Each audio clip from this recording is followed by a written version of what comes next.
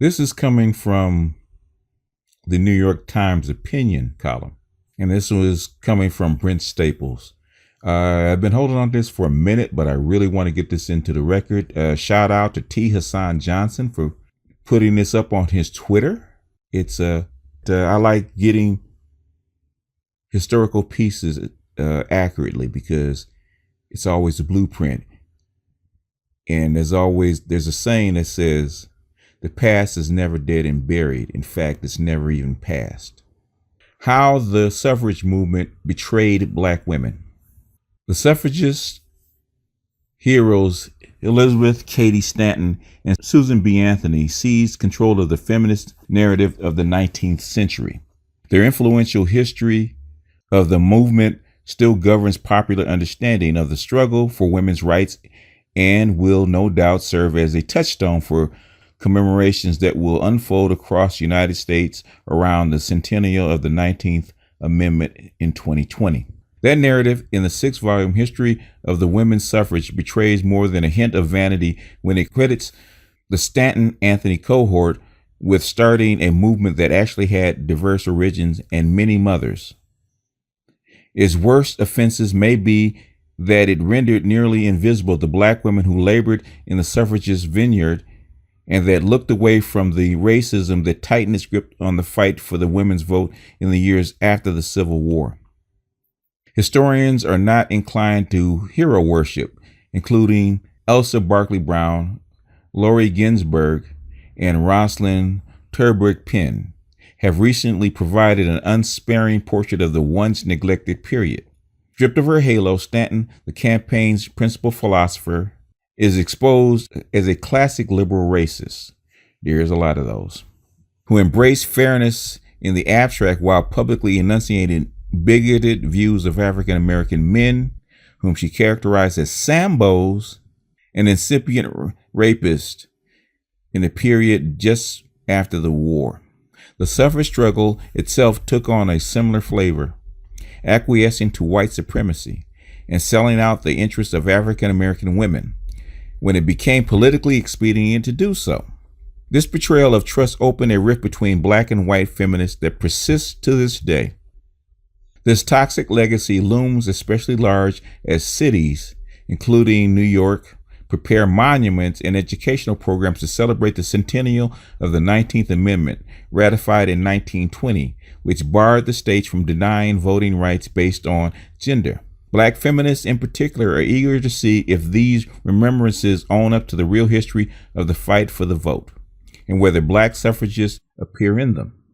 The famous suffrage convention convened in Seneca Falls, New York in 1848 featured Stanton and her partner in arms, Lucretia Mott, in addition to the towering figure of Frederick Douglass, the abolitionist and dyed-in-the-wool supporter of women's rights who was on his way to becoming one of the most famous speakers of the century.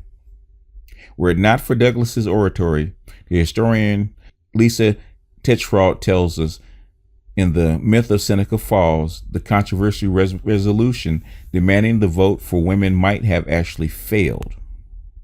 It became clear after the Civil War that black and white women had different views of why the right to vote was essential. White women were seeking the vote as a symbol of parity with their husbands and their brothers. Black women, most of whom lived in the South, were seeking the ballot for themselves and their men as means of empowering black communities besieged by the reign of racial terror that erupted after emancipation. The tension escalated in the run-up to the 15th Amendment, a provision that ostensibly barred the states from denying Negro men the right to vote. Reasonable people could, of course, disagree on the merits of who should be given the vote, women or black men. Stanton instead embarked on a Klan-like tirade against the amendment. She warned that white women would be degraded if Negro men preceded them into the franchise. Admiring historians have dismissed this as an unfortunate interlude in an exemplary life. By contrast, historian Laurie Ginsburg argues persuasively that racism and elitism were enduring features of the great suffragist makeup and philosophy. Similarly, the historian Faye Dunn wrote that Stanton dipped her pen into a tincture of white racism and sketched a reference to a nightmarish figure, the black rapist, and lashed out from the pages of Suffrage's paper that she and Anthony published. Her message, the passage of the 15th Amendment, would mean only degradation for women at the hands of Negro men, must have cheered the Ku Klux Klan as it terrorized the Black South. Douglass was clearly wounded by what he described as the employment of certain names such as Sambo and the Gardener and the Bootblack and the rest, but gracefully declined to answer insult with insult. Instead, he summarized in a dramatic fashion the differences between the interests of black and white suffragists and the case for federal protection of black voters. When white women, because they are women, he said, are hunted down through the cities of New York and New Orleans, when they are dragged from their houses, hung upon lampposts, when their children are torn from their arms and their brains dashed upon the pavement, when they are objects of insult and outrage at every turn, when they are in danger of having their homes burnt down over their heads, when their children are not allowed to enter schools, then they will have the urgency to obtain the ballot equal to our own. Douglass cut to the central fallacy of the white suffragist push, that African American women could magically separate their blackness from their femaleness. The 15th Amendment was, of course, ratified. Women would wait another 15 years for the 19th. Racism intensified among suffragists as they neared their goals. African American luminaries like the noted anti-lynching crusader Ida B. Wells and the civil rights leader Mary Church Terrell became more deeply and publicly engaged. As in other instances, suffragists outside the South used the racism in the Jim Crow states as an excuse for their discriminatory treatment of their black suffragist sisters. Black women's suffrage clubs that sought formal affiliation with the national white suffrage movement were discouraged from doing so on the grounds that admitting them might anger white Southerners. It has since become clear that this was a ruse Northern whites used to obscure their own discriminatory practices. The most blatant example of accommodationism came in 1913 when organizers of a huge suffragist parade in Washington demanded that black participants march in an all-black assembly at the back of the parade instead of with their state delegations. Wells famously refused. Terrell, who marched in a colored delegation as requested, believed at the time that white suffragists would exclude black women from the 19th Amendment, nicknamed the Anthony Amendment, if they thought they could get away with it. These episodes fueled with African American community a lasting suspicion of white suffragists and the very idea of political cooperation across racial lines. Historians are rightly warning groups involved in suffrage commemorations not to overstate the significance of the 19th Amendment. It covered the needs of middle-class white women quite nicely, but it meant very little to black women in the South, where most lived at the time and where election officials were well practiced in the art of obstructing black access to the ballot box. As African American women streamed in to register, Southern officials merely stepped up the level of fraud and intimidation. By this time, the former suffragists of the North were celebrating the amendment and were uninterested in fighting discrimination against women who were suffering racial as opposed to gender discrimination. As the historian Rosalind Terborg Penn writes, within a few years, white supremacy was vicious throughout the South. Unlike black men who had been disenfranchised within 20 years after the ratification of the 15th Amendment, black women had lost the vote in less than a decade. It would take another half century and a new suffrage campaign with black women in a leading role before that black community was fully enfranchised through the Voting Rights Act of 1965. A recent uproar over the monuments to white supremacy that dominate public spaces in the South has put civic groups on notice that memorials often convey pernicious messages and perpetuate historical wrongs. Organizers need to keep that in mind as they commemorate a movement in which racism clearly played a central role. And that was from Brent Staples, July 28th, 2018, New York Times. This doesn't surprise me. This does not surprise me. What does shock me is that going all the way back from the suffrage movement in the 1840s, while we were still enslaved, Black women keep siding and helping white women in their causes. And every time white women get what they want, they toss them aside. And Black women keep falling for this. That's like I'm going to put out the myth of white womanhood.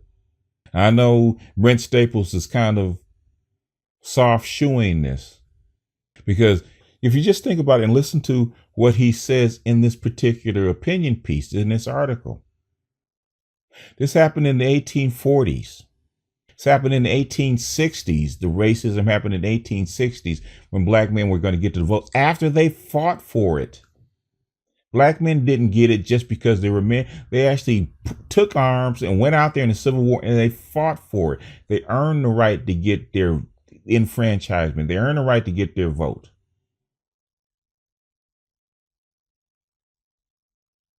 As much as I love Black women, they didn't do it. White women especially didn't do it. The thing is, they wanted parity with their white man, and it was a disgrace and a slap in the face for a Black man who earned his stripes to get something that they couldn't get. Happened again in the 1920s, as described in this article.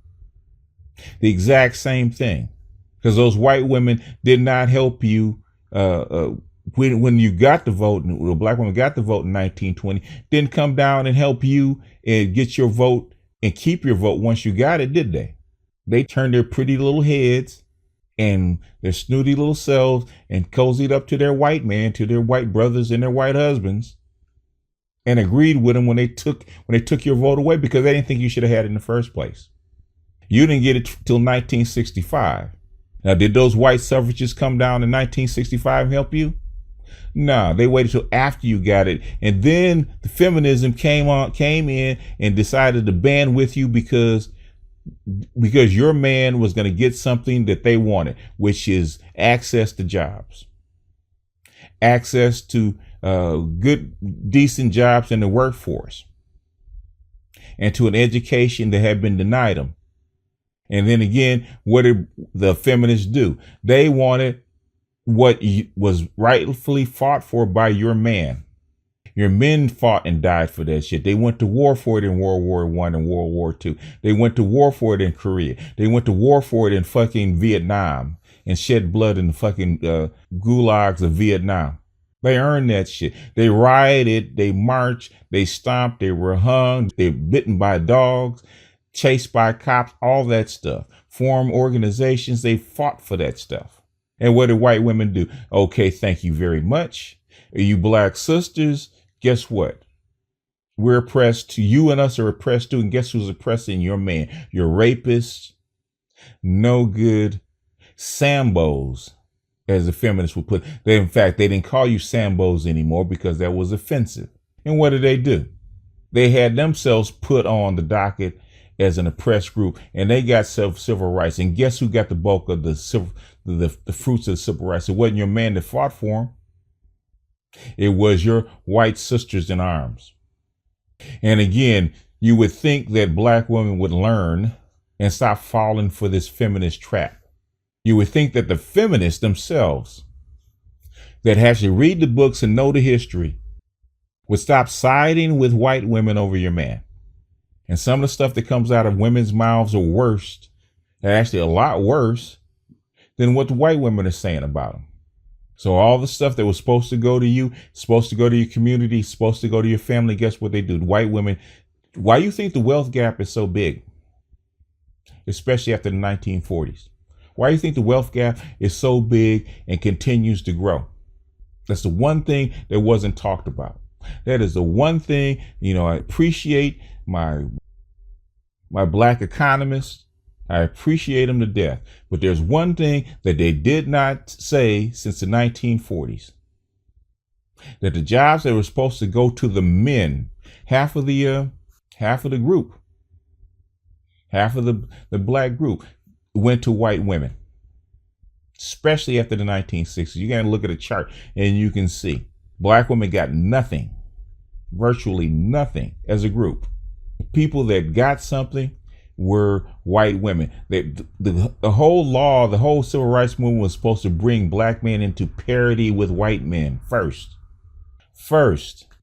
Not only did it not bring black men into parity with white men, it actually started to reverse it. In fact, actually did was bring white women closer to parity in white men. So now that white women out earn black men too, as a group, and push your black men down towards you. In fact, what it did was push the white women up closer to parity with their men, and made their household net worth bigger, and push your black man down towards you to actually make your net worth half of what the white household is.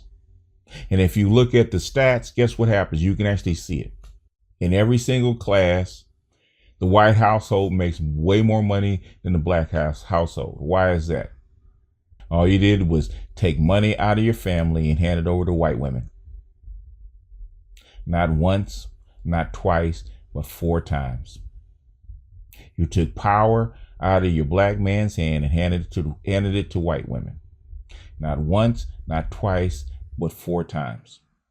And you're still doing it. You're getting ready to do it again. Because this Me Too stuff is actually going to do what? Take power out of your black man's hand and put it into white women's hand. Because it's all a power play. And you are going to buy into it too. Because all them athletes that are making millions of dollars, because you get mad, what are you going to do? You're going to call the police. You're going to call the cops. You're going to have that check. You're going to have that money taken out of that man's pockets because you're mad. You're going to have him fired. You're going to have him out of the league. You're going to have him working in the grocery store for $19 an hour instead of making $19 million a year. And then you go back and cry and say, black men aren't building. Black men aren't helping. Black men aren't doing anything. Then the bricks that it takes to build, you're actually doing what? You're giving it to your white counterpart, who's taking it instead of building her house, her man building her house with the bricks that he earns. You're giving them the bricks that's supposed to go to the black house and making their house bigger and more comfortable. And then you wonder how come the black man hasn't built anything for you. Anyway, this is just it wasn't really a short article. It was actually a pretty long opinion piece, but when I read it, man, I think I'm a little tired because I would actually go into a full rant. Most black women do not respect their men or their male counterparts. Not even their sons do they even respect. Because if they did, they would not let this go on. If they cared about themselves, and I think that's the biggest problem in this. Black women are projecting. Black women do not really respect themselves or really think that they're worth anything. And they project that out onto their men. In my opinion, there's no way that a self-respecting, fully developed woman would not want to see the fruit that she produces do well, and do everything in her power to see that the fruit that she produces do well, just like any other group. This dysfunction is heavy, y'all. This black dysfunction is really, really heavy.